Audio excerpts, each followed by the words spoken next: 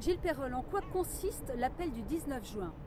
L'appel du 19 juin consiste à soutenir le bio dans les cantines au moment où certains sénateurs ont décidé de retirer cette référence au texte sur la loi alimentation. Vous publiez une tribune, est-ce que c'est un vrai coup de gueule? C'est un coup de gueule parce que j'en ai assez d'entendre des arguments qui ne sont pas fondés de la part des parlementaires. Il y a eu pareil à l'Assemblée nationale de certains parlementaires, maintenant les sénateurs qui refont le coup de 2015 avec la loi de Brigitte Allain, c'est-à-dire que le bio c'est trop cher et le bio on ne peut pas s'approvisionner. Et on a montré nous à Montsartou que l'inverse était vrai et il y a d'autres villes qui le montrent en France. Qu'est-ce que vous voulez que les personnes fassent? Qu'elles signent cette tribune, qu'elles se mobilisent? Cette tribune, c'est aussi pour donner la parole aux citoyens qui, à 90%, attendent du bio dans les cantines. Et c'est un sondage de l'agence bio, donc c'est le moyen encore de renforcer cette attente pour que les sénateurs se mettent en phase avec l'attente des citoyens et avec ce qui se fait sur de nombreux territoires.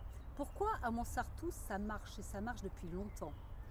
Ça marche depuis longtemps parce que très tôt on a pris conscience des enjeux de l'alimentation et des enjeux santé-environnement. On sait qu'aujourd'hui on a 1000 cancers qui sont déclarés par jour par exemple et on sait que plus de la moitié d'entre eux sont d'origine environnementale dont l'alimentation.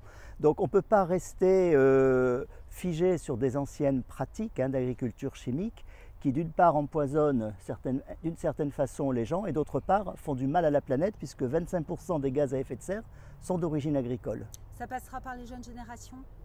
Les citoyens, ils sont clairs. Et il faut arrêter de dire que ça... On a montré, nous, au Club des Territoires 1+ Bio avec notre observatoire, à partir de 2200 cantines, donc on a un échantillon large, que 20% de bio, ça revenait à 1,80 € en achat matière, donc c'est pas plus cher que la cuisine conventionnelle. Et l'autre problème sur l'approvisionnement, à Montsartou, on a trouvé la solution de la régie municipale agricole.